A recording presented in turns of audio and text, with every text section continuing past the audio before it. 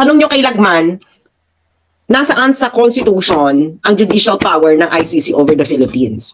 It cannot be an international treaty because an international treaty cannot create a court higher than the Supreme Court. So is the ICC lower than the Supreme Court? Or higher than the Supreme Court? Where is it in the judicial system of the Philippines? Okay, magpapaniwala ng ganyan na jurisdiction to enter. Di pumasok ka. Wala ka naman police power. Your police power, ang police power ng ICC is police power ng mga member countries. So doon ka magkakaroon ng eksena. Asaan ang ICC sa judicial system ng Pilipinas? Nakikita, meron ba sa Constitution? This has not been yet resolved by the Supreme Court. Kaya nga, na Supreme Court. Kaya, most probably, wala siya. Kasi, nasaan ka? Paano ka nag-create ng korte na higher than the Supreme Court? Because the ICC cases cannot be appealed to the Supreme Court. Pwede ba yan sa judicial system natin? Meron ba tayong gano'n sa judicial system natin? Ang mga desisyon ng korte lower than the Supreme Court ay hindi pwedeng i-appeal sa Supreme Court. ICC decisions cannot be appealed to the Supreme Court. So that means the ICC is higher than the Supreme Court. Cosmological woman of the universe na walang magandang desisyon sa buhay, underdog style. Diba? Hello, biological woman of the century. Hello. Kamusta na mga ano ba tayo? Wildlings. Kamusta na po ang mga kamusta na po ang mapang-alipusta ng mga alta? Correct. Ang mga hampas lupang mapang-alipusta ng mga altang underdog. Ayan. Ano ba ibig sabihin ng underdog? Di ba usually sila yung ate? Sila yung parang disadvantage, ganon. Pero hindi yung meaning na underdog na yun eh. Pero alam mo yung, guys, parang, alam mo yung feeling ko nasa isang masama akong panaginip. Yung tipong 2021, bigla kang natulog. Tapos, parang feeling ko 2021 pa tayo eh. Yung tipong nagde-decide pa tayo kung sino tatakbong presidente. Tapos, pinapakita sa atin ng universe. Okay, choose your own adventure. Tapos, parang feeling ko, any moment, magigising tayo, or bigla na lang may lalabas tayo. Parang, it's a prank! Alam mo yun? Yeah. Parang prank lang lahat ng mga pangyayari, no? Grabe, Diyos me. Gusto ko yung seryoso pa talaga magsasabi na, I want you to broaden your minds. Kung sino talaga ang totoong underdog. Who is the real underdog? Hindi ba? They are the people in power. Kasi sila parating binabato. Konting mali mo lang. Parang hirap na yan. Kawawa naman ang mga people in power. Kawawa naman inaabil. Scrutinize. Ay, wawa. Ang ina. Parang gusto sabihin, apik ka pa niyan. Oo. Apik-apik ka pa niyan, di ba? Parang kumusta na lang kami. Ano to, di ba? So, actually, ano yun, nung una kong nakita yun, immediately pagka-send sa akin, grabe, umuusok talaga yung ano ko, umuusok talaga yung tumbong ko. Nag-live ako ng Feb 4 ko nakita yun eh. Pucha, umuusok yung tumbong ko talaga dito. Ito pa na nakakaloka kay bakla. Alam mo, naiintindihan ko, no? Kung ako saan mo, ay si Sas, bayaran ng China. Parang maintindihan ko ba kung saan ka nang gagaling, no? Pero hindi namin si Maharlika na parang, yung sobrang palpak nung, ano ba? Katrina, pag ikaw papasok ka sa bardagulan, di ba, parang umayos ka naman sa mga ibabato mo. Hindi, parang, iniisip ko na parang, kasi sanay na ako, Diyos ko. Ayan, nag-freeze si Sas. Ewan ko ba, no? Parang lahat na lang gusto kong bayaran. Parang, sana naman, bigyan nila na ako ng bayad na yan. Anyway. Pero, di ba, sabi ko nga sana yung mga, lagi nilang sinasabi na, yung mga DDS vlogger na bayad ng China, ganyan. Sabihin nyo na po, kasi kubrang-kubra na kaming lahat. Ano nakakaloka pa niya? Di nung dinamay si Maharlika na parang, gano'n na kayo ka-desperada. Parang isip ko, gano'n na kayo ka-desperada na pabagsakin si Maharlika, kailangan idikit niya na siya sa China. Na parang, si Maharlika ay American citizen. Tapos, si Maharlika, wala naman siyang mga kuda-kuda sa China, di ba? Wala talaga siya. Wala siyang mga kuda-kuda sa China. Sabi, Di ba nung ginaguest na nga ako, nung nagkukwento ako, sabi ko sa kanya na, alam niyo naman kung ano yung mga standards of foreign policy, hindi ko naman sasabihin dito kasi ayaw gusto kong proteksyonan yung channel mo, Maharlika. So, respected niya yun. Kasi hindi naman yun pag-uusapan namin, no? Anyway. So, parang, alam niyo talagang desperate na kayo talaga na pabagay. Parang, sinong parang, ha? Alam niyo na pag ganyan talaga ako na parang, ano daw? Parang, tapos, and I thought, doon na magtatapos, bigla dyan, bigla dyan nakatuloy na, can you imagine, a country controlling the narrative? We live in dangerous times. Kasi mahilig tayo sa underdog. But I want you to broaden your minds. I want you to think about who is the real underdog. Diba? It's the people in power. True. Alam mo, kaya ang naisip ko talaga, hindi nakakatalino ang corned beef. Oo, actually. Yun yan eh. Hindi talaga nakakatalino yung corned beef. Alam mo, mga afam, ayaw nila ng corned beef. Talaga? Kasi yung jowa ko, nagluto ko ng corned beef. Sabi niya, ano to? Tapos ang ginamit ko pang corned beef nun, yung corned beef niya. Kasi nga, gusto ko yung corned beef niya. Then nung nagluto ako ng corned beef, dahil hindi nagustuhan ng jowa ko dati, sabi, ano to? Is this dog food? Sabi ko niya, Beth, ayaw nila ng, aminin niyo dito, yung may mga afam, ayaw nila ng corned beef. Nalala nila dog food. Parang, ano to, cat food? Parang dog food? Sabi ko, ay, siguro talaga mga pang-Pilipino lang talaga yung ganitong corned beef. Kaya wala ka makikita hindi sumisikat ang corned beef sa ibang, kasi meron silang version ng corned beef, pero hindi ganyan. Ang ibang version nila iba siyang, ano to, nonsense na topic, kaloka. Ganyan po talaga dito, chismisan lang kami. Bakit may sense ba kami ni Joey? Bakit nag-chismisan lang kami? Ano ba? Ito baka ito pupunta dito, tapos aaburiduhin yung mga sarili nila. Ang version nila is chili con carne. Pero it's ground beef. Hindi siya yung corned beef natin, it's ground beef. Yung chili con carne, Inel. Ginuluto rin niya. Ganon. Yes, niluluto rin yung ano. Pero yung corned beef talaga, ayaw ng jowa ko dati. Sabi niya, ano yan? Kumakain ka na naman dog food. Kasi nga syempre, no, madaling lutuin yung corned beef, lalagyan mo lang nilalagyan mo buyas, ganyan. Tapos ayaw niya nga kasi nga daw mukha daw dog food. Ano ba yung dog food? So kinain niya, parang ano ba to? Parang, hindi niya bet. Pa, no?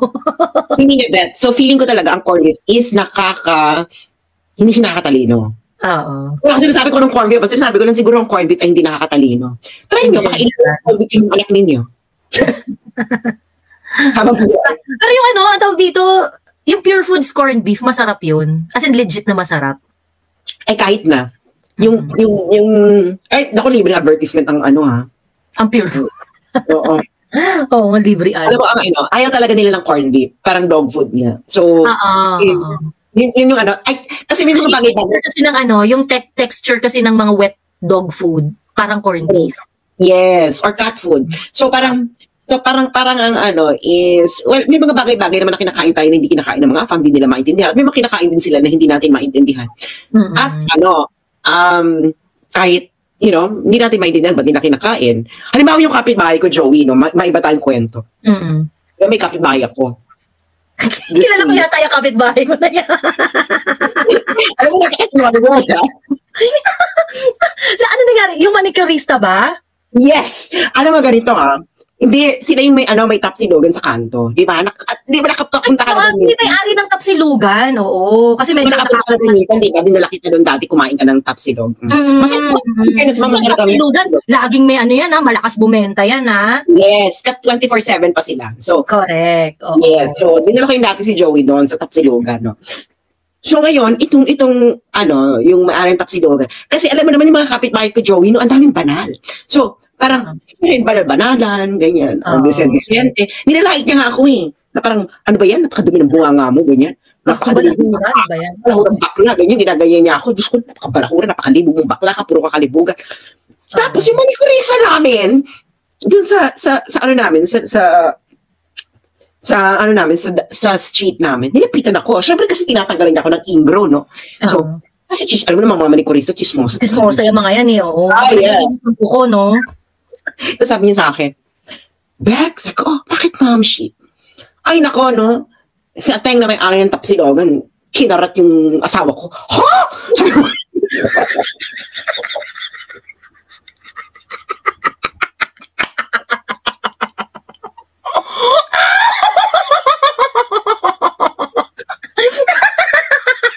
seryoso?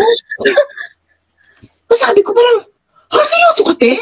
Sabi niya, oo. Kasi no, nahuli ko nga yan. So ngayon, syempre kamuntikan, sabi ko, maghiwalay na tayo, ganyan. So, alam niyo mga manikorista, no? Lalo na yung manikorista namin, iskandalaw sa yun, eh. So, talaga maingay bunga nga niya, syempre, bakla. Ilan ba naman ang tinatanggalan niya ng ingro, no? Kanya imagine, lahat ng tatanggalan niya ng ingro, pwede niyang pagkismisa. Oo, pwede niyang kwentuhan. Ginawa ng may-ari ng Tapsilogan, binayaran si manikorista. Sabi, ano yung gamit mo dyan na manicure? Karamihan. Ako matagal na yan, bibilang kita ng Revlon. Ganon. Oo. Para lang hindi siya magkwento dun sa mga kliyente niya. Yes. Sabi niya, ay, Revlon lang. Bakit? Name your cutics. Ganyan, cutics talaga yung ginamit. Ganon katanda, girl. Talaga, cutics. Cutics. Diba? Name your cutics. Ano ba? Parang social ka na masyado, ayaw mo ng Revlon, karamihan lang naman na ginagamit mo. Sabi niya, gusto ko ng ng gel polish, ganyan. Ay, so, mahal na yun ngayon eh, yung ganong At hindi lang gel polish, madam. Sabi niya, kasi ayoko nang gumamit ng pusher. Gusto ko rin ginagamit nila sa mga Vietnamese na mga na mga polish. Yung electric. Bet. Basta pag binigyan na kita ng ganyan, na tayo, quits na, ganyan. Initigo mo yung pilig mo, ganyan. Siyempre, tinanggap niya, girl. Siyempre, sige na nga. So, hindi sila naghiwalay ng asawa niya, no? Nung gano'n. Pero siyempre, pinagkakatiwala, siyempre, nakita nung manikorista na, kinento niya kasi sa akin, girl, kasi nga, nakita nung manikorista na, bakit nagmamalinis itong may-ari ng Tapsilogan sa akin?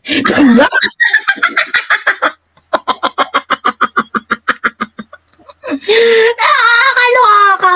Alam ko to eh. Kasi itong may-ari ng Tapsilogan, pagka kunwari wala masyadong bed, kasi di ba may downtime? Yes. Tapsilogan din. Oo, di ba minsan na pupunta ka doon ng walang tao? Oo, minsan pupunta kami. Itong asawa nitong manikurista, kumakain siya pag walang tao. I know. At tapos, ang chika kasi is, hindi lang pala isang beses yung ginawa yan. So marami sa barangay namin, gano'n ang eksena niya, girl. So, ganun din, tinatapalan niya ng kung anik-anik na, ano ba gusto mo, ganyan. Ano gusto mo? Gusto mo ba ng kandila, ganyan. So parang ganyan. Marami siyang na-offer, no?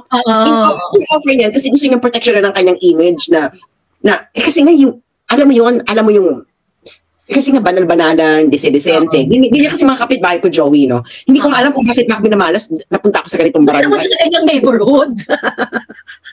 Puro banal, sabi ko, ano ba yan? Parang, pinaparusahan ba ako ni Lord? Ganon. So ngayon, ganon na eksena. So, maraming natapalan. So, talaga siya, girl? Parang, in fairness, no? Parang, go, ganyan. Pero syempre, naluloka yung mga nakasalamuhan ni Girl Lalo. Kasi nga, nakita niya, hala, yung may-ari ng Tapsilogan, nilalait-lait yung kapitbahay natin si Sa, sinasabi, balahura siya, pastos ang bibig, puro kalipugan, ganyan. Alam naman natin ang alam naman natin ang karakasan nitong may-ari na to itong Tapsilugan, may-ari ng Tapsilugan na to, Diyos me. Ayun naman, no? Kwentong kapitbahay lang yan. Kasi nga, naninibago ko dito sa bago kong neighborhood, Joey, no? Ano ba yun? Ginamit. Hindi ko, syempre, ikaw ba, pag lumipat ka ng neighborhood, tatanungin mo ba kung anong uri mga kapitbahay ka? Parang, ang hirap naman yan, di ba? It's so unnatural. So, ayun na nga, no? So, ang nakwento, yung manikurista talagang, naluloko pa ako, ayun nga, na parang, mahilig talaga siya. So, syempre, mahilig talaga siya magpakain kasi Tapsilogan eh. So, gano'n. Oo, come on, come all, no? Come on, come all. Oo, ganyan. So, parang, in fairness, so parang may pinagmanahan. So, anyway, so moving on, tapos na itong kapitbahay ko, ano namang relevant na topic? Seryoso na tayong topic. Ano topic? Seryosong topic na. Kakaloka.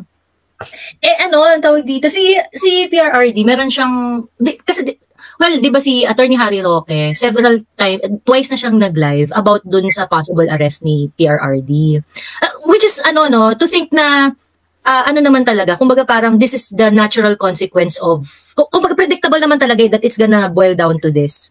Kasi, I think nung moment na pumayag sila that ICC can come over to investigate, quote and quote, ganon, it is already a go signal that we are cooperating. Although they are not saying that they are going to cooperate. Ngayon, si Attorney Harry Roque, twice nag-live siya. Sabi niya, nakausap raw niya si PRRD that nag-aantabay na raw siya ng kanyang warrant of arrest. And of course, may mga side kwento na nagsasabi na i-dissolve daw yung task force Davao so that it's easier to get to him, yung mga ganon. Tapos, and then, nagpa-interview rin tong si PRRD sa isang local journalist sa Davao kung saan nagbigay siya ng statement na, ay, hindi ako papahuli ng buhay dito sa ICC. Pagka makuha niyo ako, patay na ako. Sabi niya gano'n. Kasi, nasira naman ang ulo ng mga Duterte supporters kasi grabe yung mga words na binitawan ni PRRD. Talagang parang, patay, parang gano'n eh. Ganun yung niya. So, ang daming nag-aalala, ang daming na parang, what's going on? Ano ba, parang, mukhang bubulwak na, ganyan. Ano na bang nangyayari? Correct. Ayun. So, ayan. So, ikaw, what do you think about the, very, very... Di ba nag-release na ang kapulisan, si Colonel something, na hindi nila warrant of arrest kasi walang jurisdiction. So they already said their piece, di ba? So, pero tama siya, di ba pinag-usapan na namin to Joey, gano'n ba kahirap magsulat si BBM ng memorandum? Kasi di ba puro kasi siya chika. Tapos ito namang DOJ, sabi niya, by the virtue of the resolution of the House. Bakit nakikinig sa House? Hindi naman yung Congress ang may kinalaman sa foreign policy kundi ang presidente. So parang bakit anong virtue? Parang yung virtue noon. Oo. Diba, parang actually yan yung isa sa mga reason kaya nakakawalang gana talaga tong administration na to. They make it appear and also they justify na kapag kunwari merong suggestion or gustong mangyari ang House of Representatives, nagbabaw lang sila, lang. It happened several times, no? Yung nagkaroon ng inspection ng hoarder ng mga bigas, di ba? Unang-unang nandun sila Martin Romualdez in the exercise daw of their oversight function. In which, diniscuss ko din sa live ko in the past, that is an utter bullshit because an oversight function is exercised by the committee. Okay? So hindi ng House Speaker. Etong si Martin Romualdez, di ba siya yung nagpupunta sa palengke, tapos ang justification niya kaya raw niya ginagawa yon ay dahil ine-exercise niya ang oversight function. Sabi ni Arnel, Lagman says interviewed at ICC as a jurisdiction to enter the Philippines to arrest PRRD according to wala pong sinabing gano'n ng Supreme Court. Yung sinabi po na gano'n ng Supreme Court, ng Supreme Court, it was an obiter. It was not ratio decidendi. Wala pa pong umaakit sa Supreme Court challenging the jurisdiction of the ICC. Aakit pa nga sa Supreme Court yan. Sinasabi, tanong nyo kay Lagman, nasaan sa Constitution ang judicial power ng ICC over the Philippines? It cannot be an international treaty because an international treaty cannot create a court higher than the Supreme Court. So is the ICC lower than the Supreme Court?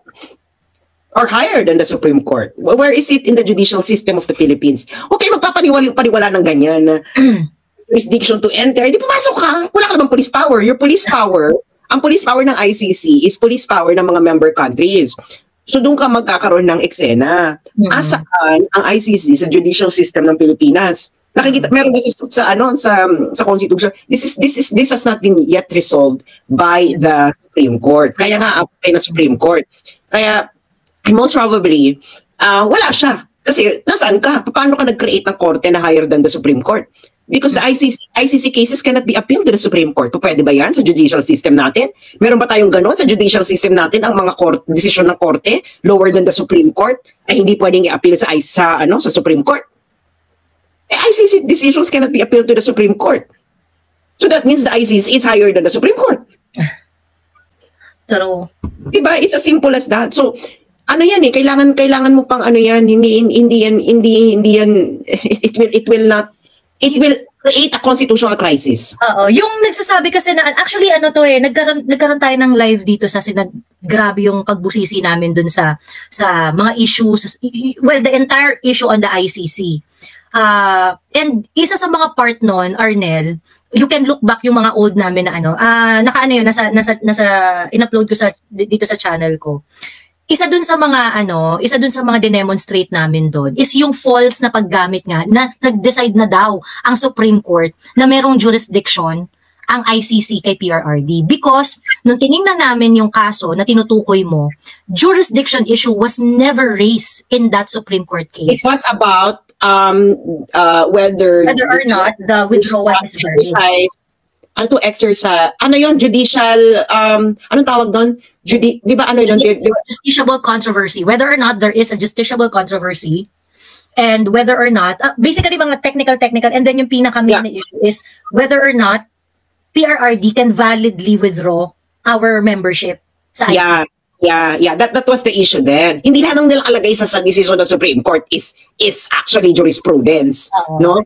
Like for example, maraming Supreme Court decisions na ang tawag kay Marcos ay magnanakaw, greatest ganito. Is it a statement of fact ng Supreme Court, assessment of fact or assessment or just an obiter, just an opinion, just like a passing opinion. Wala nga, hindi yan po pwedeng gamitin doon. It's just the same thing, no? So pero wag na kayo maniniwala basta-basta. Regardless of what they say or whatever. Dahil hindi naman lahat ng sinasabi ng Supreme Court in the first instance. It's something that you have to accept. No? Like for example, yung EDCA. I don't accept their decision on EDCA. I agree with the decision of Justice Leonin doon. Tama si Justice Leonin. Kasi si Justice Leonin doon is siya nagsulat ng magandang dissenting opinion starting with a quote from General Luna. And itong sa decision sa ICC, it's not about jurisdiction of the ICC, it's about the decision of Duterte to withdraw from the ICC. Ayun. So ang tawag dito actually every time na ginagamit yan, hindi nag-decide na ang Supreme Court, ganun. You ask them, is the issue on jurisdiction raised in that decision? Because if it's not, then you cannot state for a fact na dinicide na niya ng Supreme Court. Yeah. Kasi nga, pag sinabing dinicide na ng Supreme Court, dapat it was the controversy that the Supreme Court was deciding on. Yes. Ang eksena pa niyan is, this is a constitutional issue. Can the Supreme Court give jurisdiction to a foreign court over a Filipino on a crime committed on Philippine soil? That's another one. Okay? Can they transfer, ayaw namin gawin yung trabaho namin. Pwede bang sabihin ng Supreme Court yun na okay, hindi to kayang i-handle ng ating mga korte, ipapasa na lang namin sa ICC. That's a key question of jurisdiction. Kasi it's possible that you can do that. Pero the thing is, it is actually the president that actually should do that. Kasi it is the president that has the foreign policy powers. Pero dun nga di ba? I told you, ewan ko, sinabi ko ba to? It was an issue sa Republic of Ireland. Okay, bago sila pag-usapan natin yan. Oo, sa Republic of Ireland po, bago po silang naging member ng ICC, they had to revise. They had to amend their constitution para maipaloob doon, para tanggapin ang jurisdiction ng ICC. Yes. And they have to subject it to a plebiscite. Referendum. Referendum. So, eventually na-amend. So, nandun yung ICC, nandun na sa constitution nila. So, we will face the same kind of questions during the Sas, mag-file ka ba ng cyber libel kay Bangag Catherine? No. Wala, pagkakataon na namin to para magkaroon ng libreng corned beef. Hindi ako mag-file sa kanya. sabi ni Crisette, sabi niya, may post kasi si Crisette sabi niya, kung ako dito sa mga sinabihan ni mag-file ako ng para-paraan lang nila yan. Mag-file ako, tapos anong gagawin? ipapersilapid. Ipapersilapid niyo ako dahil makikita niyo na ako. Makikita niyo na ang aking alindog, papasundan niyo ako, tapos ipapahit and run niyo ako. Naku, alam ko ni mga ganyan-ganyan mo. Alam ko ni mga ganyan-ganyan yung mga gawain o ginawa niyo na yan ng English. Mga parang... Hindi ako mabubulag sa corned beef. Hindi ako mabubulag, no? Hindi ko pag-aaksaya ng panahon po. Ako nga parang... Hindi, sarang, na ano na ako na... Yung kay Jover kasi nasaktan kasi nanay ko nun eh. Naniwala siya nang kaya talagang galit na galit ako ng kay Jover. Pero ito, Diyos ko, dahil 2016 pa nila akong pinagbibintangan ng mga kung ano-anong ganyan. Wala na akong pakialam, no? Dahil malinis ang konsensya ko, hindi ako nagnakaw sa taong bayan. Diba? So bago ako lecturer na mahal niyo ang taong bayan, putang ina, ibalik niyo lahat ng pinagnanakaw ninyo sa mga taong bayan, no? Oo. Pero, kadiri talaga to si ano. So ayun lang po. Government official lecturing us about who's the underdog? Grabe. Si public official, itong kay Katrina. Demanda. Bakla, that's an Enrile. Do you really think uusad yung kasong yan? Sayang lang kayo ng pera. That's an Enrile. Punong-puno po kayo ng pantasya tungkol sa justice system ng Pilipinas sa mga ganitong issue. Be, yung Coco Levy Fund, 30 years, walang salap. Dinismiss na lang dahil daw na-violate ang right to speed. Oo, na-dismiss na lang siya due to technicality but hindi na-resolve yung talagang merit nung Oo, and that involves, ano ba yun, 100 billion? About over 100 billion? O, Diyos me, yung Santissima Trinidad. Pero, alam mo ba rin, yung mga tao nag-recommend, nakasuha mo, ito yung mga tao, hindi pa siguro sila nakakaranas na magkaso sa korte. Hindi nila naiintindihan yung judicial system sa Pilipinas. Kung gaano ka, kung gaano ka, ka-taxing. Ayun. Totoo. Ayun. By the way, sa Coco Levy, yun yung isa sa mga pinakasentro ng issue ng corruption nung panahon ni FEM. Iyan yung isa sa mga binabato dun sa matandang FEM. Sa matandang Marcos. Yan yung binabato. Kasi Coco Levy, it's because it is tax on coconuts. It is a special tax assessment on coconuts. So, ang tinatax mo doon, mga farmer. At ang nanakawan doon, mga farmer, guys. Diyos, may ganun kalalayang Coco Levy Fund na yan, ha? At ang nakakaloka ka, dalawa ng mga Coco Levy babies ang umaway sa akin. Una, noong 2016. Apo nung isa dun sa mga sangkot dyan. Ano naman yun? Anti-Duterte naman yun. Pero in fairness naman, hindi ko na siya papangalanan kasi nung nasa Netherlands ako, nandun siya, imagine nandun siya sa Netherlands, tapos nag-sorry ako sa kanya, sabi ko, ay pasensya ka na ham, matabi lang talaga ang bunganga ko, ganyan. Tapos yun, okay naman kami. Tapos ngayon, isa na naman Coco Levy baby. Parang nakakilala. Ano ba ako? Anong feeling ko talaga, kaya ako malapit sa mga Coco Levy baby. Kasi gumagamit ako ng virgin coconut oil sa aking KP. So, ayan. Na-attract mo tuloy yung mga yung mga nakinabang sa Coco Levy. Oo. Diba? So, pero nakakaloka yung Coco Levy Fund. Hindi na yung Coco Levy Fund o maraming bagay. Kaya nasabi ko na parang, alam nyo, kung kayo ay pinalaki sa nakaw, maging humble na lang kayo. Alam mo yon? Diba?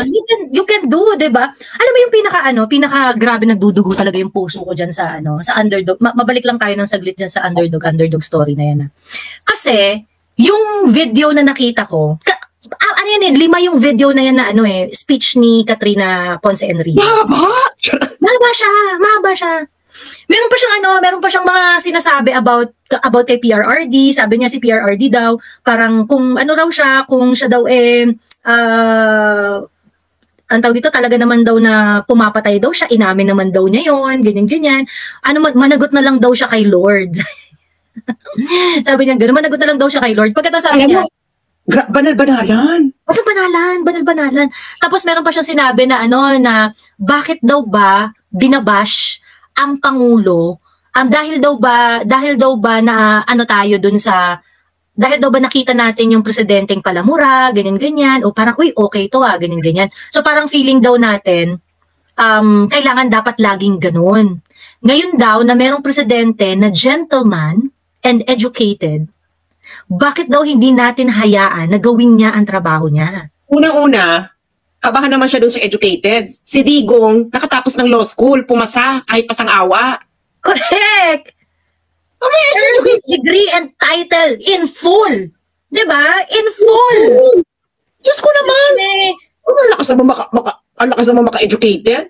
Oo. Yung whatever BBM has is a special certificate that is used to to assert that it is equivalent to a bachelor's degree or whatnot. But Hindi niya tinapos yung talagang degree niya.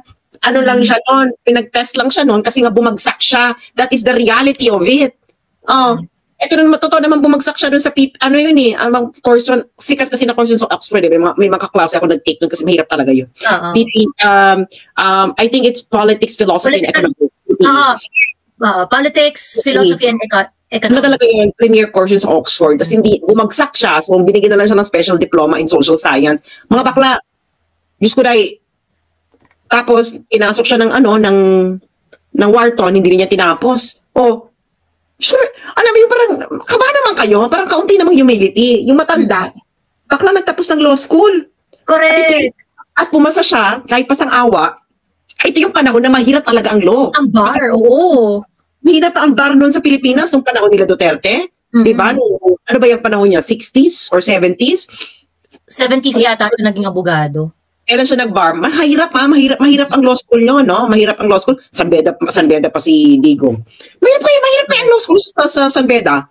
Nung panahon na yon. And, kaya mahiya naman kayo. Lawyer yung tao. May tinapo. Sasabihin mo. At merong extensive experience sa lawyering. Oo, may extensive sa lawyering. Oo. Naging fiscal. Tapos, meron siyang Exhibit A na transform niya yung Nicaragua to Davao City. That's an accomplishment. Pero kaunti namang humility Parang,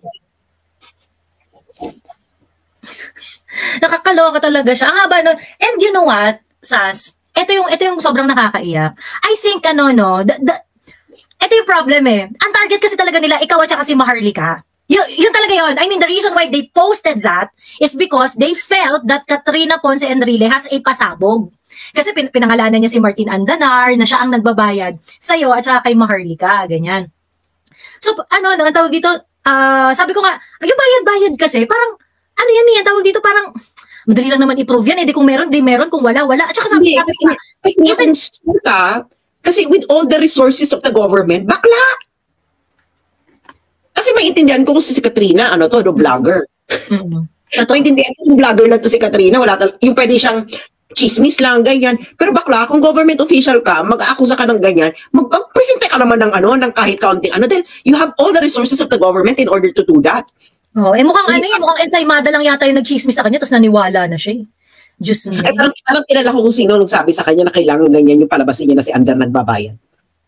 Kasi may kilala kasi ako na vlogger, nagalit ni Andar. Kay Martin Andar. Oo, kilala niyo na yan. Di ba? So, mahilig kasi siya magganyan 1 + 1 = 2. Ganon. Mahilig siya sa mga mathematical equation, ganyan. So, ganon lang, 1 + 1. Parang, kaya nung narinig ko yun, parang alam ko na kung sino nag-udyok sa kanya na ganito ang kanyang email. Di ba? Na parang, si Andar nagaling lang nito kagagaling nagpunta to ng Manila. Christmas party. Ano yung sino ka-Christmas party niya? Sino? Si Lisa Marcos! Sa Malacanang! Parang inisip ko na. So you mean to say, na ikaw, I'm pretty sure, kung ikaw, yan ang claim mo, yan din ang ni Lisa Marcos. Pero nakipag-Christmas party ka, invited doon si Andanar, nandun pa sa page ni Andanar yan, ka-Christmas party niya sa Lisa Marcos. Tapos, sasabihin mo, itong ka-Christmas party ni Lisa Marcos, invited doon sa Christmas party sa Malacanang, siya yung para siraan si BBM? Next. Whatever you're having, keep it. Actually, keep it. Never interrupt your enemy when they're making mistakes. No, when they're smoking the wrong thing. Charot. Sige nga, mga Bex, ipaliwanag sa akin to.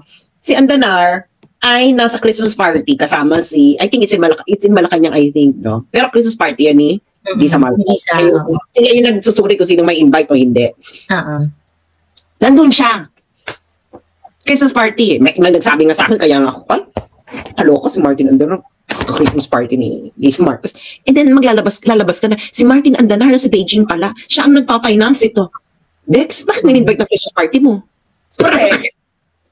Alam nyo na pala, diba? Siya pala, o bakit hindi hinuli? Nandiyan na sa Christmas party mo, katabi mo. Pwede mo sabihin kay Martin, tigilan mo na yung kalokohan mo. O ngayon, natameme ngayon siya. Diba? Hindi siya makaputak. Tapos, ang tawag dito, apparently, yung sarili pala niyang tatay, sinabihan siya. Yung tatay nito ni Katrina, sinabihan siya na si Katrina, nung kabataan ni Katrina, ay, addictus benedictus. Actually, tatay niya. Tapos si bakla, hindi maganda, kasi talaga nagkakanda bulol-bulol siya na, bakit kayo ba? Wala ba kayong ginawang eme nung kabataan ninyo? The operative word is youth. Old news na yan. Kineme, ganyan. Ikaw, hindi mo maamin na hindi siya nabubulol-bulol siya sa pag-reply dun sa mga taong nagtatanong sa kanya doon. Actually, sinabi yan ni Enrile, kasi sabi niya, connection kasi yan, 2016 yan eh. Sabi niya, ay parang sinusuportahan yung war on drugs ni Digong. Kasi yung mga anak din naman daw niya, gumamit din naman daw ito ng pinagbabawal na juicy fruit. So gano'n ang ekse. May gusto pang coffee niyo po. Wala po sa akin yan. Kay Joey lang yan. Wala po akong cut dyan. Kailangan ko nang gawan na special account. Anyway, so ganun ang eksena, Joey, So ngayon, di ba nagaganyan-ganyan ka? So parang, alam mo yun, parang ako, pero mo ako makapagbadagulan, di ba? Alam mo, pinakamabilis dyan para maprobuhebahan mo na binabayaran yung isang tao ng ganyan. Lalo na, sinasabi mo, China. Siyempre, pag bansa nagbabayad, kailangan bonggang-bongga yan, Baka i-lifestyle check nyo. I-lifestyle check nyo ako. Pero nakakaloka, yung mga nagsasabi sa akin, silang bonggang-bongga ang lifestyle. Totoo, Diyos me. Nakakaloka. Yun nga, ang point talaga was really to pin you and Maharlika. Ako, tingin ko yun talaga yung goal eh. Ang goal talaga is to humiliate you and Maharlika. However, they did not anticipate, kasi nga, itong mga Ensaymada vloggers, mga tatanga-tanga, hindi nila na-anticipate that part of her speech is going to be controversial. Kasi nga, since tanga ka, at saka bayad ka lang naman, you're not going to antagonize whoever is paying you, di ba? O kung is-indicate nyo tong video na to, is-indicate nyo tong video na to. And they did not realize that it's going to, it's going to boomerang on them. Ang nakakaloka, naman nila yung ng bonggang-bongga dyan. Diba yung Ensaymada vloggers din, ang nagsama nung do you know the real underdog? Oo, sila yun. Sila na gano'n yan. Sila nag-dedicate yan. That's so stupid. Itong mga binabayaran nila. Hindi nila parang feeling nila, oo nga, siguro believe sila na, ay, ang taray, tama naman si Ma'am Katrina. Ang mga underdog talaga, yung mga people in power. Ganon siguro sila nag-isip, no? Believe na believe. Oo. So ngayon, dahil hindi sila nag-iisip, I mean, because you Ensaymada vloggers, you are dumb. Sa totoo lang bobo kayong lahat. Walang may talino sa inyo. Kasi sa totoo lang, if you are being paid in order to protect yung BBM administration or whatnot, hindi kayo dapat nag-agree na ma-publish yun, na i-syndicate yung material na yun. Dapat pinutol nyo na lang doon sa yung sinabing si Martin Andanar nagbabayad ng Correct. Yun na lang sana, at least, yun na yun, no? Pero nga, yung pasabog kasi yung Katrina, parang the only thing new there is si Andanar. And kasi kailangan nilang mag-link eh. Kailangan nilang kumuha ng link eh, na kailangan natin makakuha ng link na kung sinong conduit na nagbabayad dito sa dalawang buwan ito, ganyan. So ngayon, naisip nila si Andanar, pero hindi nila alam na si Andanar ay nasa Christmas party ni Lisa Marcos noong December. So parang,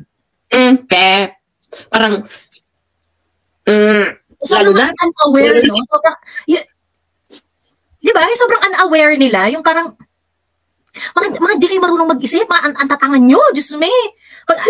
Itong kayo naman na nagbabayad ng Ensaymada, nagsasakay kayo ng pera, imbis na matulungan kayo ng mga Ensaymada, lalo kayo napapahiya. Unang-una, you are, the fact that you are paying idiots, it makes you look bad na kaya nyo magbayad ng mga tatanga-tanga.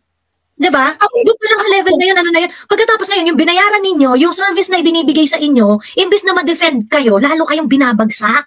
Ako naman, wala na akong pakialam kahit mawala yung credibility ko dahil hindi naman ako politiko. Tanggalin nyo credibility. Okay, fine. Kung magtagumpay kayo, congratulations. Pero I don't really care, you know. I don't really care if one person is if there's only one person listening to me or two people listening to me, no? Nagtiyempo lang na maraming nalilibugan sa akin, kaya maraming nagpo-follow sa akin. Mag-ano na tayo mga guys. Hindi niyo ako pina-follow dahil nakikinig kayo sa akin. Pina-follow niyo ako dahil nalilibugan kayo sa akin. Period. Doon na lang tayo. So parang alam mo yun, parang tanggalin mo na credibility. Oh, and then, mga Bex, 2016 pa ako ginaganyan ng mga, kakamping. Actually, mas grabe pang ginagawa ng mga kakamping, no, sa ginagawa ninyo ngayon. Na parang, nire-recycle nyo na lang lahat ng sinabi sa akin ng mga kakamping noong last 6 years. So, parang, wala namang bago. Parang, alam mo, pinakamawawalan ako ng credibility, maglabas sila ng sex video, tapos hindi pala ako performer. Ganon. Correct. Yun ang totoong nakakasira ng reputasyon. Yun ang nakakasira ng reputasyon. I vote for that. Kasi, ang tawag dito, yun ang doon dapat tayo magkaalaman. Kasi, alam niyo, kailangan po natin i-collect lahat ng post ni Sas kung saan ina-assert niya ang kanyang skill, kagalingan, and kemulor sa Turjakan. Tapos pag lumabas yung sex video na yun, pagkatapos parang sloppy. Tingin ko yan na yung simula ng pagbagsak ni Sas.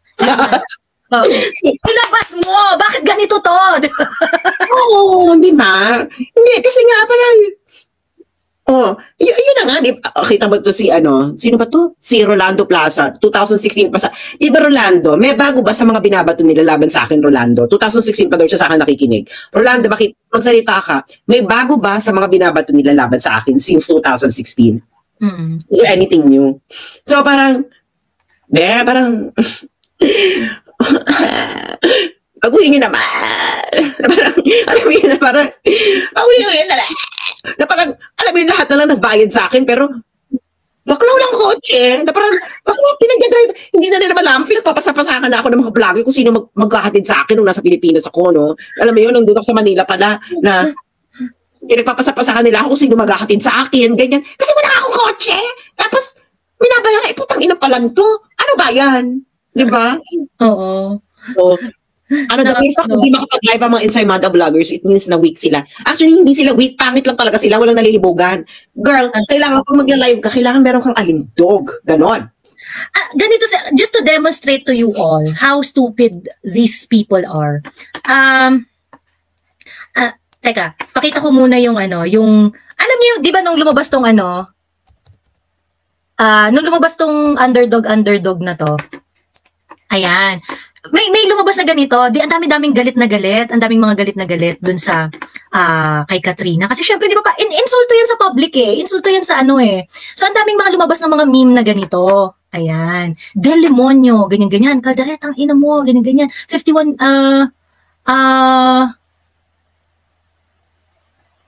hindi pala ito yon, hindi pala ito. Ito pala yung mga stupid na meme. Ayan. Meron dito yung yung Del Demonyo underdog style, yun yung meron dito. Mga DDS yung gumawa nun. Alam mo kung gaano katanga tong gumagawa nito ng mga Ensaymada vloggers. Actually, they are working against Del Demonyo. Correct! Etong mga ganito nilang mga meme. Napaka-bobo nila. Napaka-bobo. This is actually bad marketing for Del Demonyo. Correct! At saka, kakampi nyo supposedly kakampi nyo si Katrina. Ba't yung binababo yung Del Demonyo? Nakalagay mo fentanyl sauce. Kasi imagine na-circulate. Oo. 51 million crocodile meat from Davao, ganyan-ganyan, eme-eme, ganyan-ganyan. Kasi ang unang gumawa ng meme na yan, DDS. Yung DDS na meme, nakalagay doon, Del Demonyo underdog style. Ganon. Yun lang. Del Demonyo, tapos underdog style, ganyan. So, mga DDS ang gumawa nun. Pagkatapos, itong mga tatanga-tanga, in response siguro dun sa meme na ginawa ng mga DDS, nagagagawa sila ng mga ganito. Meron pang isa yan Meron pang isa yan. Napakatatanga talaga, Diyos me. Ang tawag dito? Teka. Naman? Ayan, ito. Ayan, Delimau Digs, fentanyl-laced corn digs. DD shit, 24/7 breakfast favorite, made with Chekwa dugyot beef marinated in fentanyl and marigoviana, whatever that is. What's marigoviana? Hindi ko alam. Marigoviana. Nagre-refer sila sa MJ dyan, ganyan. Ito yung mga pinagpo-post ng mga Ensaymada vloggers. Nakita mo kung gaano ka bobo? Kung gaano ka low level ng mga utak nitong mga to? Unang-una, kakampi nyo, ano lang tayo yung pinaka-basic, yung kinder talk. Okay? Usapang kinder. Yung mga Ensaymada vloggers, kakampi nyo si Katrina. Okay? Kakampi nyo yan. So si Katrina, dun siya sa side ng admin. So magkakampi kayo, sila BBM, sila Lisa, sila Martin Romualdez, ayan. Kakampi nyo yan. Okay? Yung Delimundo, product ng kakampi nyo. Okay? Product ng kakampi nyo. So therefore, dapat kayong mga tanga-tanga kayo, hindi nyo dapat binabalahura yung product ng kakampi nyo. Can you imagine? Magpapakalat ka ng can ng Delimundo, tapos nakalagay doon fentanyl laced. Tapos binabash mo si PRRD gamit yung product nung kakampi mo. Hindi, parang ito ang Delimundo fentanyl laced. Napakatatanga! Diyos me! Ano ba to? Special guest, nandito si Miss Laika. Miss Laika, umakyat ka! So, teka, so narinig si Mami Laika. Ma'am Laika, umakyat ka. Diba na parang, ano ba yung made with Chekwa dugyot beef? Alam mo ito yung parang, alam mo itong pag nasa Kuala Lumpur ito, tapos ganyan mambara. Alam mo sasabihin lang sa mga Kuala Lumpur, ha? Na parang, Yun kaya sa totoo lang ako requirement talaga sa bardagulan, para mag-survive sa bardagulan, you need to be smart. You cannot just, say things na mga parang, na parang, nakakapanlait ganyan, tapos walang talino. No, that's not how to do it. Ayan. So, yun. Sobrang bobo. Actually, mas malalap. Mas tanga sila sa mga kakamping. At least yung mga kakamping kahit paano meron namang magandang mga references, no? Hindi sila nawawala kung sino kakampi nila at kung sino kaaway nila. Yes, saka, masyadong social ang mga references ng mga kakamping, no? Halimbawa, yung Star Wars, or yung, yung Hunter Games, ganyan ang mga references nila. Social. Hindi maintindihan ng masa. Ito namang mga Ensaymada vloggers. Bakla na parang alam mo yung pag sa loob ng pag-asaran ng high school, tapos yung barahan, di ba syempre, kailangan pag sa high school, no? Ang barahan nyo dyan, kailangan nakakatawa, tapos talagang bonggang-bongga. Tapos yung pag ikaw yung turn mo na, tapos ganyan yung sinabi mo, eto na guys, bumili ka ng Delimundo kasi this is fentanyl laced, gawa sa beef ng Chekwa, at ikaw, ganyan yung gagawin mo pag narinig mo. Hindi ka, ubos agad yung buhay mo, no? Ubos agad yung buhay mo. Sa ubusan ng buhay, wala na, patay ka na agad. Patay ka na agad, girl. Na parang, alam mo yung parang, okay, next. Alam mo yung parang, okay, next. Parang, alam mo yung mga ganyang pang-asar nila, ito yung tipong piko na sila. So, ang gagawin nila, hindi na sila mag-iisip ng witty na pang-asar. Yung galit na lang talaga nila, ibubusa lang talaga nila dyan. Talo ka dyan, girl. Diba? Diba? Nakakaloka. Hi, Mami Laika! Yes, hello. Actually, hindi mo na nato sa bardagulan itong mga Ensaymada vloggers na to. Mas may laban pa ng konti yung mga kakamping. Kasi kakamping kahit paano may pagka-witty na pagka-social eh. Ito wala totally, alam mo nang, ang lapot mo naman makipagbardagulan. Tsaka may at least yung mga kakamping, hindi sila nawawala. Kung sino kakampi nila, kung sino kaaway nila. Hindi na parang, uy, bakit na ginaganon yung Delimundo? Kakampi niyo si Katrina Ponce. Alam mo, minatawa ko dyan kasi akala ko mga DDS yung gumawa. Tapos nung hindi ko pinapansin, nung binasa ko yung mga nakalagay, parang narito ako, parang, ano ba ito? Diba? Parang tanga. Ang una kasing gumawa, DDS. Tapos yung ginawa lang nung DDS yung parang nakalagay lang doon, Delimonyo, underdog style corned beef, ganyan. Yung ganun lang. Tapos wala, yung ilalim, di man nga. That's witty. Underdog style, corned beef. Kasi alam mo, kasi pag mga asar ka, kailangan yung kailangan yung merong Yung nakakatawa. Ganun ang bardagulan, girl. Kailangan nakakatawa. Hindi yung gusto mo lang manlait. Oo. Magkaiba kasi ganito, guys, ha. Ganito ang art of bardagulan. Magkaiba yung sasabihin ko lang, Joey, ang pangit mo. Ngek. Sabi mo, parang gano'n. Ngek. Ano ngayon? Oo, diba? Magkaiba yung sa ganito. Alam mo, Joey, maganda ka sana eh.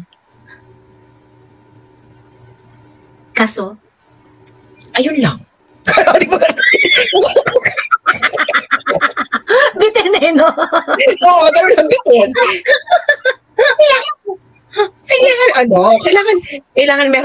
Kailangan meron kang merong alindog, may libog, may ganong factor. Yung gusto mo lang manlait, kasi girl, kung gusto mo lang manlait, Bex, alam mo, nagripuhan ka na yan. Pag gusto mo lang manlait. Pero, ayun nga, wala silang wit, na enough wit to, kasi kung sa bardagulan pa lang, no, sa totoo lang, kung sa bardagulan pa lang, hindi mo na kayang magbitaw ng matalinong pang-asar. You don't have the faculty to also talk about policies, to talk about yung ating political landscape, 'di ba? And provide your own analysis dun sa mga kaganapan. Kasi requisite yun eh. Kaya nga tawag dito, hindi yung mga nagmamaliit sa bardagulan na kineme-kineme, para may bardagulan naman kasi parang parang ang grabe naman yan, ang sama-sama yung or ganyan. No, actually yan. You cannot do it if you're bobo. You can Diba si Miriam, sumikat, bumongga-bongga yung yung mga pick-up lines. That's bardagulan eh, di ba? Di ba? Napaka-wait ng bardagulan niya. Yung, hindi ko naman sinasabing bobo ka. Yung ganun linyahan niya, no? Si Madam Bing.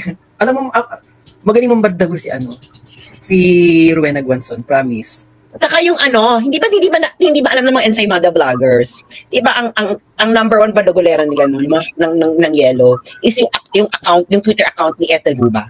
Oo. Hindi ba sila nakapalo ng history ng social media? Na nagbardagulan kami ni Ethel Buba at sumuko siya. Gustong lahi, oo. Yun yung bardagulan talaga, di ba? Yun yung bardagulang yun yung bardagulang ubusan ng lahi, di ba? Yung may pasusukuin ka talaga. Sumuko si Ateng. Ano nangyari? Dun sa account? Di ba? Nabura. Una sinabi niya hindi raw siya talaga account yun, di ba? Di ba na na-follow yung social history ng social media? Nagbardagulan kami. As in, yun yung sa ABS-CBN eh. Yung bardagulan kami, wala pa ako sa Twitter, binabardagulan ko siya sa Facebook ko. So sumasagot naman siya, pinapadala sa akin yung screenshot, pak. Tapos, kasi talaga kami, meron kaming value of bardagulan. Pero one time, yung isang sa mga episodes namin ng bardagulan, yung bardagul niya sa akin, girl, yung comeback niya sa akin, girl, natawa talaga ako. Tapos, tinapik namin yan ni RJ nun sa kanto. Sabi ko, ano bang sasabihin ko? Napadala na lang ako, ikaw lang.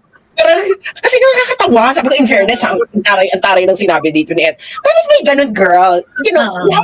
This is a sport. Bardagulan is a sport. Hindi, kailangan bongga ang batuhan. Tapos yung bardagulan namin, nakakaloka pa nun, yung sumpo talaga siya ng bardagulan namin nun, Marcos yung topic. Sabi sa kanya, antay Marcos ka, pero nandun ka, niyayakap-yakap mo si Imelda, dito sa nung pumunta ka ng Ilocos. Pak! Inano ko yung mga pictures. Bakla, nalok ang mga Yelos. Ay, bakla, nandiyan ka pala sa Imelda? Ilocos, ganyan. Tapos, pero Bex, dapat magkaroon ng, sumuko si ate, no? Ang sinabi niya, totoo namang nag-perform ako. Sabi ko, bakla, anti Marcos, pero nag-perform ka para sa mga Marcos. Inanunungo ko si Amy, niyakap-yakap ko si Amy, masaya ka pa sa ni Imelda, ganyan-ganyan. Papipicture ka pa, ganyan, Emero, tapos anti Marcos. Kape! So, bakla, gano'n ang bardagulan. Gano'n. Kailangan may impact. Dapat ang impact, ang audience impact, yung nakakagulat. Yung mga tipo, halimbawa, ako si Sas. Sabi ni Sas, may anak nagkaanak naman yan na may anakan siya nung kanyang pagkabinata. Ganon. Tapos magulada sa ibigay siya. Ito pong anak ni Sas sa pagkabinata. Ganon mga girl. Tapos manuloka. Ayun ang totoo, no? Pero kung hindi totoo, sample lang kayo. So, ganon levels, girls, ang bardagulan. Correct, oo. Ngayon kasi yung mga bardagulan nila, parang, ay, maligo ka, ganyan. Ay, Joey, ang pangit-pangit mo yung ganyan. Parang, bakla. Pang 5 years old. Papangitan. Just, ganito kabobo yung ngayon, yung mga birada ngayon ng mga, mga ensaymada na political vlogger. Ay, hindi naliligo, pangit, ganyan. Ay, Joey, ang pangit mo, hindi naliligo, ganyan. Pagkatapos yung nagsasabi sa'yo na pangit ka, tsaka hindi naliligo, tangina mo kang basahan. Diba? Mukhang unggo. Diba yung magsasabi, nasasagutin ko pa ba yan? Diyos ko. Walang kagaling-galing. Ano ba naman yan? Pag nasasabi kayo ng pangit, siguraduhin yung may ganda kayo. Diba? Pag nasasabi kayo hindi naliligo, siguraduhin mo flawless ka. Ito na. Diba yung, mukha kang singit ng unggo. Parang kita mo, yung isa nila ensaymada vloggers, ginamit yung kaso ng nanay ko. Ito kaso ng nanay mo. Ganyan naman pala tayo, ha? Nakuha ko? Yung tatay pala ginagyan ko ng baboy. Alam mo, tawa ko nung kay Teyatan, promise. Hindi siya pwede makipagbardagulan. Wala siya makipagbardagulan. Nagnakaw ng baboy, nasa Supreme Court yung kaso. Umabot yung kaso. Tapos yung nanay nag-falsify ng mga court documents. Umabot din ng Supreme Court. Tapos, pareho lang para tayong mamagulan na sa Supreme Court ng kaso. Yung nga lang, sa'yo nagnakaw ng baboy yung tatay mo. At yung nanay ko di kumain ng baboy na nakaw. At least yung nanay ko, intellectual property rights, no? Na parang, social pa yung kaso, di ba? Social pa yung kaso. Ikaw ba kila? Nagnakaw ng baboy. Gaano ka ba kapatay gutom at nagnakaw ka ng baboy? Ang gagawa na lang ng krimen, nagnakaw pa ng baboy. kasi nga marami yun, parang 900 heads yata yun. 900 heads ng baboy. Pagkatapos, nung in-inventory, kulang ng isa. Kinain nila yung baboy. Saka yung yung nabanderas, ang lakating mga lait dun, pero pag parang, bakla, wala ka namang, ang body-body mo bardagul, tapos hanggang lait ka na, tapos ang masakit, pag tingin mo yung itsura mo, kalait-lait ka din naman. So, paano na yan? Tumiklop din yan. Sabi niya, di ba, ang hilig pa niya magpasosyal.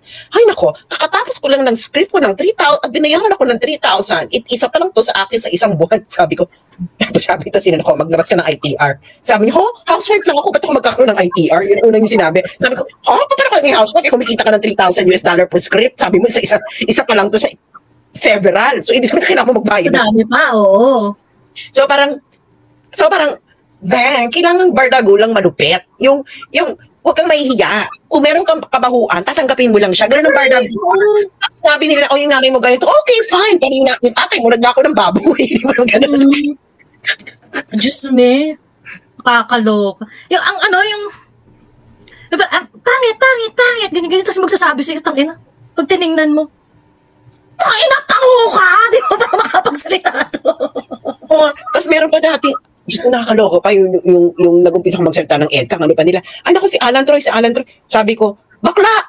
Yung mga lalaki, Diyos ko naman, at least ako pinangalanan ako ng Alan Troy, ikaw anong pangalan mo? Pangalan ng pangalan ng ping-pong. Ano ba yan? Diyos ko, hindi ka pinaghirapan ng nanay.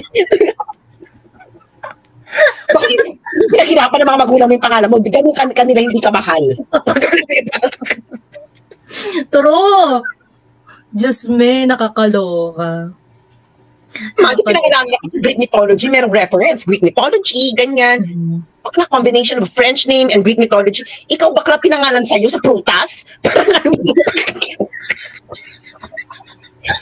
Bakit yung season nun? Ganun ka kamahal ng mga magulang mo. Alam mo yun, hindi nila pinaghirapan, hindi pinaghandaan yung pangalan mo. Alam niyo, pagkapanganak sa'yo, pagtingin doon, nakakita sa platito ng prutas, yun ang pinangalan sa'yo. Eto, go na to. Ano kayong pangalan ng babe ng ano natin, ng baby natin? Ay, prutas sa platito. Oh, go na to. Okay na to. Diba? Sabi ko, Diyos ko, Lord, no? Yung parang mga bags, na parang, tapos, ewan ko ba, yung mga bardagulan, ang hilig-hilig kasi nilang ang ano kasi nila is, mahilig silang manlait. Oo. Lait is not bardagulan. Okay? Correct. Lait is not bardagulan. Hindi ka papasa ng bardagulan pag nanlalait ka lang. Hindi, ano yan, parang support. Alam mo yung support.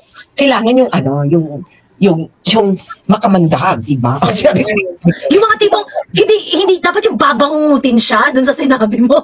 Kasi pag yung mga normal na light na no, para ako dun sa TikTok, kalbo, parang, ha?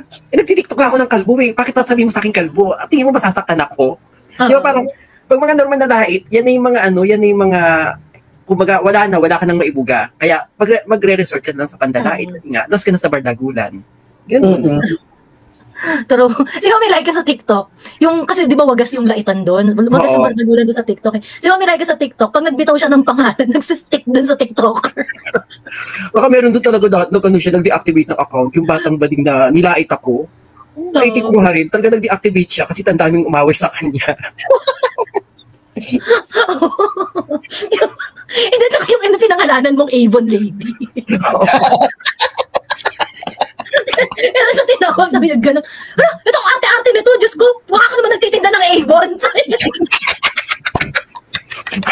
Ever since tawag sa kanya ng mga TikTokers, Avon Lady.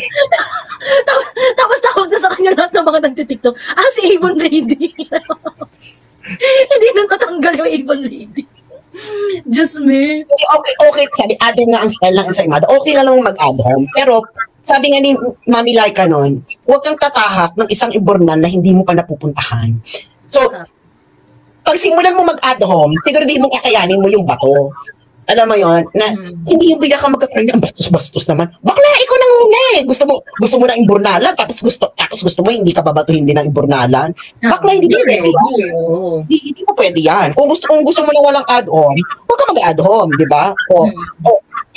Mag-ano ka ng mag-e-eksena ka ng add home, ang hilig-hilig mo magganyan, tapos pag naresbakan ka, tatahimik ka na iyak-iyak levels. Kailangan, girl, swabe lang. Yung tipong kaya mo pang uminom pa ng ilang pang bote ng beer. Tapos, masaya ka pa rin. Ganun dapat, be. Correct. Pero in fairness naman sa mga ensaymada, hindi sila kasing lala sa pagiging pabiktim, unlike ng mga kakamping. Pansin mo? Yung hindi nila magbardagul. Kasi girl, hindi bagay sa kanila magpabiktim. Sabagay. May binabagayan ang victim. Di Katrina, di ba magpapabiktim? Kami ang underdog po. Talaga ba? Bakla, ang mga nagpapabiktim, may binabagayan yan. Hindi sa mga camping, bagay sa kanila magmukhang victim. Alam mo yon? Kasi kailangan victim para kang Amber Heard, ang itsura, ganyan, no? Oo, parang si mama nila, di ba? Ang galing magpabiktim ng mama nila. Yes, kailangan naman meron kang likas na ganda, no? Parang kailangan meron kang Amber Heard, tapos meron kang ka dapat, mukha kang pwedeng kang kantutin, ganon ang magpapabiktim, correct. Yeah. Oo. Dapat kantutable ka, pero kung hindi ka kantutable. Maraming kakamping na, sabi ko nga sa isang camping friends nung kampanya nagbiruan kami, sabi ko, ay nako, naiingit ako sa mga rallies ninyo, ang daming gwapo, sabi ko ganyan. Sabi ko, ang daming gwapo. Sabi ko, pwede ba mag-join ng rally ninyo? Sabi niya, kayo nga, di ba may gwapo rin naman kayo? Sabi, di ba si Sandro? Sabi ko, Diyos ko naman, girl. Sabi ko naman, compare mo naman siya kay Valenciano. Hindi, Donnie Pangilinan. Kay Donnie Pangilinan. Saka kay Ontiveros. Yung lalaki, sino ba si Luis Ontiveros? Luis Ontiveros, oo. Sabi ko naman, Diyos ko naman. Gwapo, walang ko kontra. Gwapo sabi ko, saka si Bamboo, sabi ko, tingnan mo naman yung mga gwapo ninyo. Mukha talagang wawarakin yung kitay mo sa kama. Parang namang, Sandro, parang Parang bibili ako ng kiddie meal si Sandro. Ganun yung itsura ni Sandro. Gutom ka na? Kain tayo? Ganun. So, nagbibiro ako. Nagbibiro lang kaming ganyan. Sabi ko, alam mo, maraming masasarap sa mga rallies nyo, ganyan. Pero talo pa rin kayo. Sabi ko ganyan. Sabi ko, pero talo pa rin kayo. Sabi niya, naman, minado makikita talo kami. Pero masarap talaga. Masarap talaga masasarap sa rallies ng kakamping. Sabi niya ganyan. Sabi ko, in fairness talaga. Sabi ko, marami talaga masasarap sa mga rallies. Kaya haling na haling rin sila sa pagiging kakamping, haling. Yes. Marami kakamping na na alam mo yung mga, ano ba tawag doon? Mga closet. Alam mo yung mga, ang gwapo-gwapo na, bakit kaya ang gwapo nito? Tapos alam mo na tataas yung kilay mo. Gwapo din yung hanap. So, madami kasi tingnan mo ang cute nila, ang gagwapo nila, ang babango nila. Tapos magsasama-sama sila sa rally. Ay, booking! Diba? Booking. Sausage fest. So parang eksena ko nga niyan is, yung mga kakamping kasi, ano talaga to, mga bastos talaga sila, mga rin talaga sila, meron din na sila ang king kabastusan sa kanilang buhay. Pero gusto nilang magpakita na, hindi, kami, mga woke kami ang progresibo, ganyan. Gano'n ang mga kakamping. Talaga sila, sumusubo rin sila ng titi, pero ayaw din ang pakita. Etong mga Ensaymada Brothers, Bex, ito yung parang kapitbahay ko.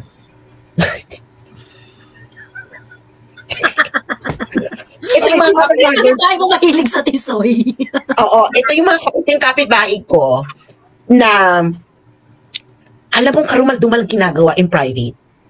Tapos ang projection, hindi yon. Tapos naniniwala pa talaga sila sa image nila. Oo. Ganun kalala, no? Kasi itong mga camping kasi, bastos, rin naman sila, no? Alam nilang bastos sila, kailangan na nila mag-project, pero hindi sila naniniwala na hindi talaga sila bastos. Bastos talaga sila. Pero ito mga Ensaymada, karumal-dumal na sila sa likod ng camera. Pero hindi pa rin sila naniniwala na karumal-dumal sila sa likod ng camera.